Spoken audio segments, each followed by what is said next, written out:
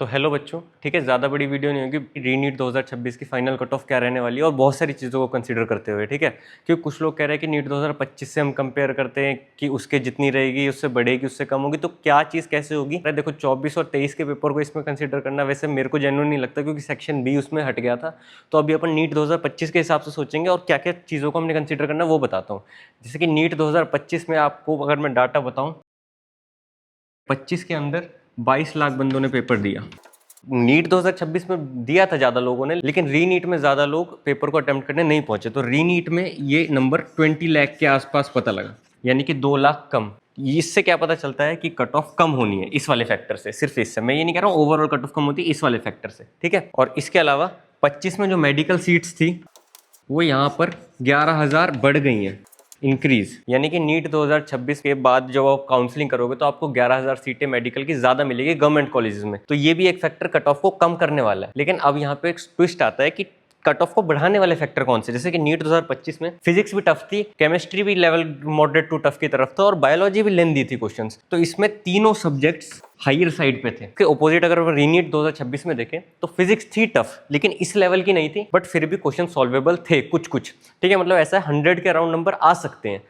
लेकिन केमिस्ट्री उस केस में अब तक की टफेस्ट बता रहे, ठीक है, टीचर्स जिन्होंने भी सॉल्व करा कि हिस्ट्री में अब तक 20 सालों में ऐसी केमिस्ट्री नहीं आई है। तो केमिस्ट्री बहुत ज्यादा हायर साइड पे आ गई। बायोलॉजी फिर भी थोड़ी सी इजी थी कि हाँ ठीक है, अगर दोनों सब्जेक्ट को हम इसमें इक्वल भी समझे कि हाँ दोनों सब्जेक्ट मुश्किल थे, कि इसकी फिजिक्स बहुत मुश्किल थी तो उसकी केमिस्ट्री बहुत मुश्किल होगी, तो ये इक्वल हो गया। लेकिन उसकी बायो ईजी थी। जो रीनीट 2026 में बायो आई, एनसीईआरटी बेस्ड थी, तो बच्चों को ईजी लगी। तो ये जो चीज होती है ये कट ऑफ इंक्रीज करने वाला काम करती है, क्योंकि इसमें बायोलॉजी इजी आ गई थी। अब आप इधर अगर वैसे देखो कि ये दो फैक्टर कट ऑफ को कम करने वाले हैं और ये सिंगल फैक्टर कट ऑफ को बढ़ाने वाला है, तो जो मेरा ओपिनियन है, या तो कट ऑफ कम होगी या सेम रहेगी, ठीक है। स्टिल कुछ बच्चे कह रहे हैं कि नीट 2025 में बच्चों को पता नहीं था कि अचानक से पेपर डिफिकल्ट आ गया था, ठीक है। लेकिन रीनीट 2026 में बच्चे थोड़ा मेंटली प्रिपेयर थे कि यार पेपर मुश्किल की तरफ आ सकता है, क्योंकि यूट्यूब पे भी सारे टीचर्स या उनके कोचिंग में भी यही कह रहे थे कि जो दोबारा पेपर होता है, रीनीट होता है, वो थोड़ा सा हायर साइड पर रहता है, जो पुराना हिस्ट्री भी देख के रखे हैं। तो इसमें बच्चे मेंटली प्रिपेयर थे कि क्वेश्चन को छोड़ना है, ओवर अटेम्प्ट नहीं करना है। आपको बताता हूँ, ये नीट 2025 का डाटा है, ठीक है। मैं इधर से बताता हूँ आपको। नीट 2025 में जो क्लोजिंग रैंक्स थे वो बता रहा हूँ। तो अनरिजर्व कैटेगरी या जनरल कैटेगरी में ये थी 27,332 रैंक, जो कि 525 नंबर पे last medical college general category में मिला था नीट 2025 में। ओबीसी कैटेगरी भी इसी के आसपास रहती है। इनफैक्ट नीट 2025 में ओबीसी की कट ऑफ ज़्यादा थी। देखो आप, इसमें रैंक इतने पे, तो ओबीसी में इससे भी ज़्यादा अच्छी रैंक पे जाके क्लोजिंग हुई है।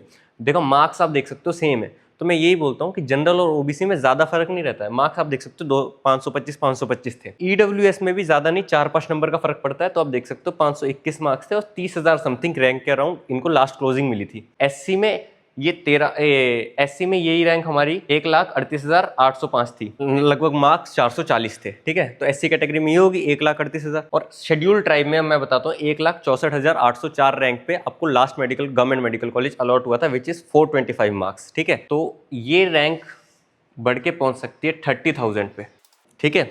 30,000 इज द सेफेस्ट रैंक जिसपे आपको लास्ट मेडिकल कॉलेज अलॉट हो सकता है। अगर आपकी रैंक इतनी है या फिर आपको लग रहा है तो आप सेफ साइड पे हो। और ओबीसी के लिए भी मैं ये कर रहा हूँ, रैंक सेम ही है, क्योंकि ओबीसी और जनरल में ज़्यादा फर्क अब नहीं रह गया है, ठीक है। यही अगर मैं ईडब्ल्यूएस की बात करूँ तो इस रैंक को आप 3,000 बढ़ा सकते हो, 33 के कर सकते हो। एससी कैटेगरी के लिए इट इज़ 1,40,000, ठीक है। और यहीं पे एसटी कैटेगरी के लिए ये रैंक हो जाएगी 1,65,000, ठीक है। ठीक है, तो ये रैंक्स की बात होगी। अब आपको एक बार फाइनल बता देता हूँ क्या कट ऑफ रहने वाली है, कितने मार्क्स पे भी आपको बता दूंगा। तो अगर 525 पे आपकी 27,000 के अराउंड रैंक बन रही है, तो एक्सपेक्टेड जो 2026 के लिए है वो आप अनरिजर्व कैटेगरी के लिए मान सकते हो 535 ±7 मार्क्स। सेम ही आप इसमें मान सकते हो 535 ±7। ईडब्ल्यूएस कैटेगरी में 530 ±7। एससी कैटेगरी में आप इसको कर सकते हो 430 ±7। और एसटी कैटेगरी में आप इसको कर सकते हो 418 ±7। और इन पे अगर मैंने आपको रैंक बता चुका हूँ कि अगर इस पे मैं आपको रैंक बताऊँ जो मेरे को लगता है कि इस साल रैंक इस पे रहने वाली है, तो रैंक अगर अराउंड 30 के रहने वाली है। ओबीसी में भी इतने के अराउंड 30 के रैंक ही रहेगी शायद।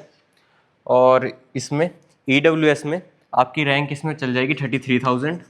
और एससी कैटेगरी में 430 ± पे आपकी रैंक आएगी 1,40,000 140 के। शेड्यूल ट्राइब में एसटी कैटेगरी में आपकी 418 नंबर पे लगभग 1,65,000 रैंक बनेगी, जिस पे आपको गवर्नमेंट कॉलेज मिलने के चांसेस है। तो ये था फाइनल कट ऑफ, किस बेसिस पे था वो भी मैंने आपको बता दिया, ठीक है। अब ज़्यादा डरने की दिक्कत नहीं है, जिसको कॉलेज मिल रहा है इन चीज़ों से वो भी बहुत अच्छी बात है। बाकी इतना डरो मत, जब तक रिजल्ट नहीं आएगा तब तक मत डरो।